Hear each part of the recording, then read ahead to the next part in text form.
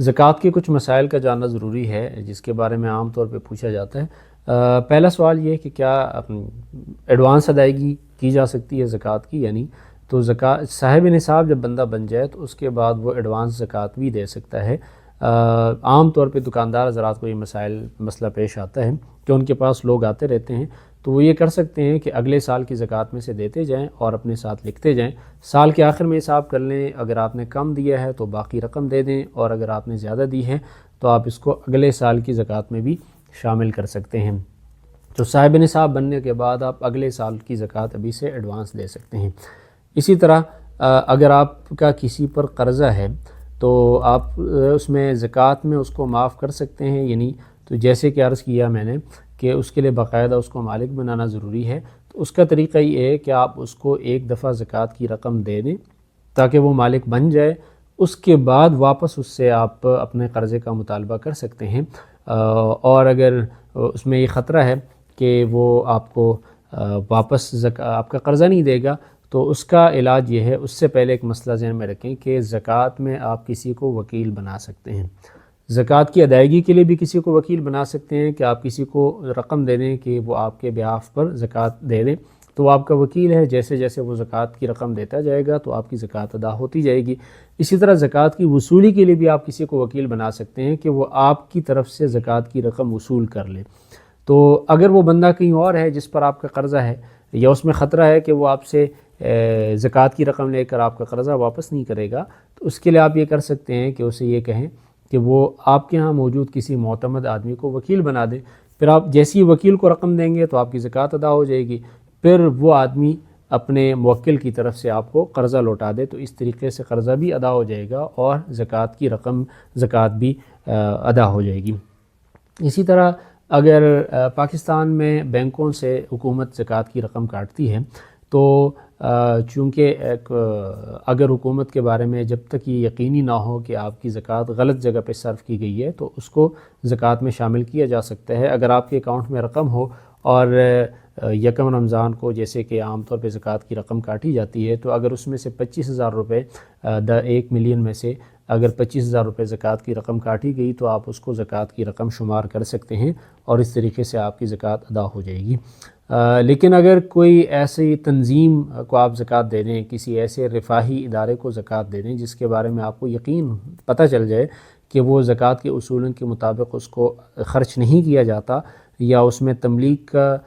کا اہتمام نہیں کیا جاتا، تو اس وقت آپ پر لازم ہے کہ آپ زکوٰۃ دوبارہ دیں گے، اس لیے کہ آپ کو یقین ہو چکا کہ آپ کی رقم صحیح جگہ پہ صرف نہیں ہوئی۔ اس لیے خیراتی اداروں کو، رفاہی اداروں کو، ٹرسٹس کو زکوٰۃ دیتے ہوئے اس بات کی تسلی کر لینی چاہیے کہ کیا وہ اس کو باقاعدہ شریعت کے اصولوں کے مطابق تملیغ کر کے آگے خرچ کرتے ہیں یا نہیں۔ ایسا نہ ہو کہ آپ اس کو کسی خیراتی ادارے کو زکوٰۃ کی رقم دے دیں اور وہ اس کو رفاہ عامہ کے کام میں بغیر کسی کو مالک بنائے خرچ کر دے، تو اس بات کی تسلی کرنا ضروری ہے۔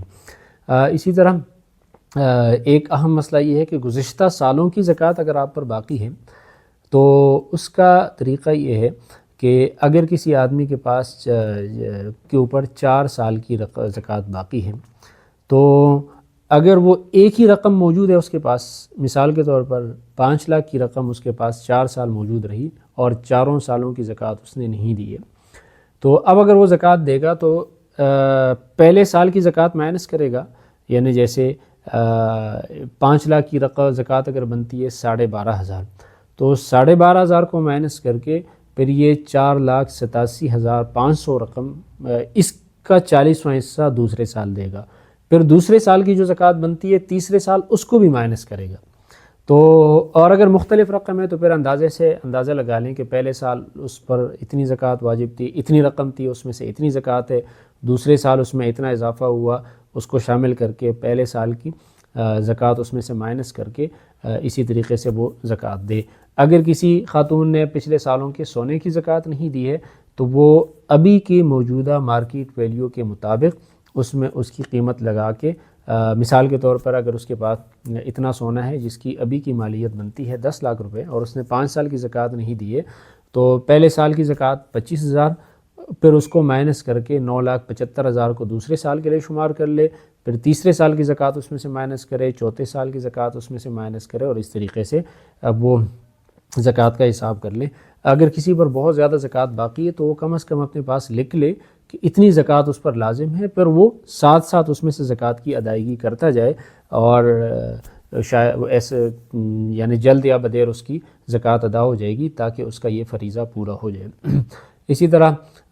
قسطوں پر جو چیز خریدی گئی ہو، اس کے بارے میں نے عرض کیا کہ اس کے 1 سال کی قسطیں مائنس کریں گے، لیکن اگر آپ نے کوئی پلاٹ لیا ہے قسطوں پر